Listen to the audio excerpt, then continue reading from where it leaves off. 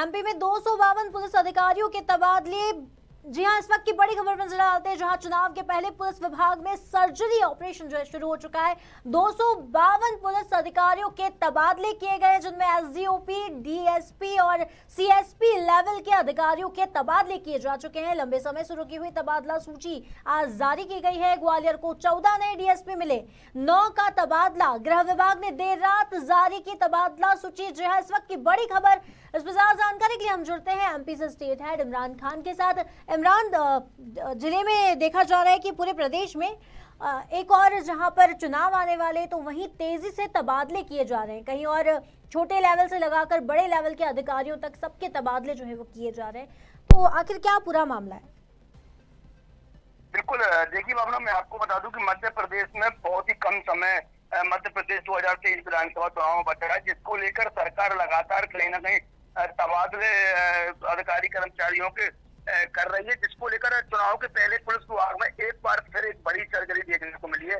252 SDOP, DSP और सीएसपीओ के तबादले, यानी कहा जाए तो गुरुवार देर शाम को पीएचक्यू पे जारी हुई लिस्ट में 252 अधिकारियों के तबादले की लिस्ट जारी हुई है। इसमें कहीं ना कहीं देखा जा सकता है कि जो मध्य प्रदेश में विधानसभा चुनाव है, उसको लेकर जो निर्वाचन आयोग ने जो गाइडलाइन तैयार की थी कि 31 जुलाई तक तबादला नीति खत्म करना मध्य प्रदेश सरकार को, लेकिन अगर देखा जाए तो ये 252 जो एसडीओपी, डीएसपी और सीएसपी है, इन पर काफी लंबा मंथन चला और लंबा मंथन चलने के बाद कल देर, यानी कि 3 तारीख की देर शाम को सूची जारी की गई, जिसमें 252 अधिकारी इधर से उधर किए गए। हालांकि पूरे मामले को लेकर जब पीएचक्यू जैसा ही आदेश जारी हुआ तो पुलिस महकमे में एक खलबली सी मच गई। 252 एसडीओपी लेवल, डीएसपी लेवल के अधिकारियों के एकदम से तबादला सूची जारी की है।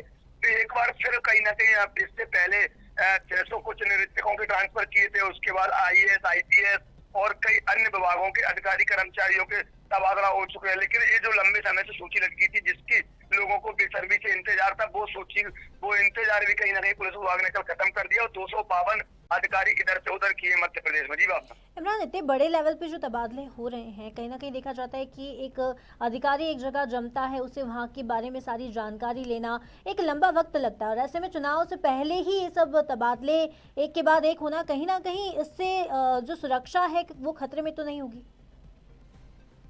आपने ये सुरक्षा का कोई इसमें विषय नहीं होता, क्योंकि चुनाव आयोग के जो नियम है, 3 साल से अधिक समय एक समय पर जो अधिकारी रहता है उसको इधर से उधर करना होता है। चुनाव निर्वाचन आयोग के जो नियम है, उनके तहत कहीं ना कहीं सरकारी तबादला नीति जारी कर रही है और तबादले कर रही है। क्योंकि जब चुनाव होता है तो कई लंबे समय से जो अधिकारी कर्मचारी, उनके लोकल के राजनेताओं से संबंध हो जाते हैं और कई तरह के लोगों से संबंध हो जाते हैं, जिसको लेकर निर्वाचन आयोग किसी भी तरह का चुनाव में अगर देखा जाए तो चुनाव में किसी भी तरह का विवाद उत्पन्न ना हो, उसको देखते हुए निर्वाचन आयोग ने गाइडलाइन जारी की थी कि 3 साल से अधिक समय पर एक ही जगह पर डटे अधिकारी कर्मचारियों के तबादला करना अनिवार्य है।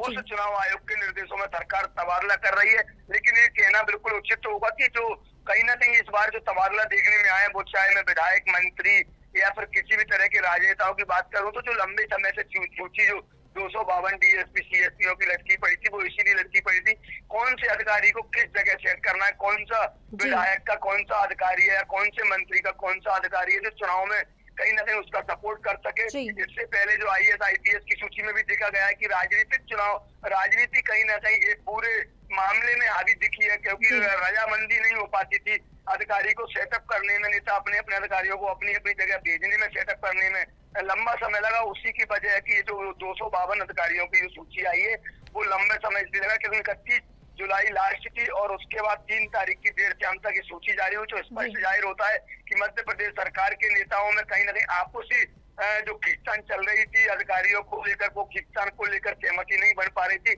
लेकिन उसके बाद खींचतान के बीचों बीच ही कहीं ना कहीं सूची जारी की गई है।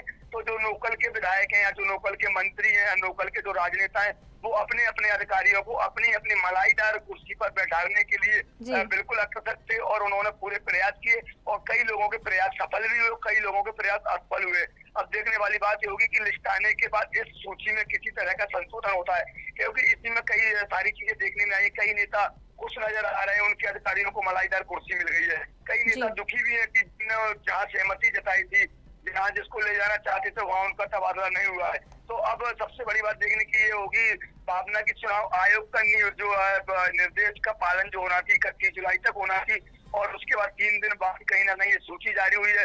अब अगर किसी प्रकार का इस सूची में संशोधन होता है तो बिल्कुल एक कयास लगाए जा सकते हैं कि जो नेता है वो कहीं ना कहीं इससे नाखुशी और खुशूस में लगातार मलाईदार जगहों पर अपने अपने नेताओं को ले जाने का प्रयास नेताओं का रहा है, उसमें कुछ असफल भी हुए हैं और कुछ सफल भी हुए हैं। तो देखने वाली बात यही रहेगी कि इसमें अगर कुछ संशोधन होता है तो बिल्कुल भाजपा की अंदर की गुटबाजी जो है वो सामने खुलकर आएगी, और अगर नहीं होता है तो कहीं ना कहीं कई नेता खुश भी नजर आएंगे, कई नेता नाखुश भी नजर आ रहे हैं। लेकिन लगातार तबादला जारी, और भी जो अधिकारी कर्मचारी बचे हैं उनको देखना होगा कि उनको सरकार कब तक उनकी तबादला सूची जारी करती है, क्योंकि अभी सुबेदार आरआई और कई तरह के पुलिस विभाग के, राजस्व विभाग के या अन्य कई विभागों के अभी भी ऐसे अधिकारी कर्मचारी हैं जो 3 साल से अधिक समय से एक ही जगह पर डटे हुए हैं, उनकी भी लिस्ट आना बाकी, उन पर भी सहमति नहीं बन पा रही है।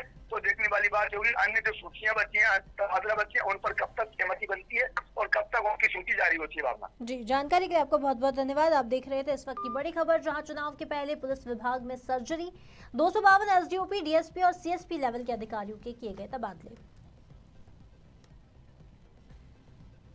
अपराध करने की तरफ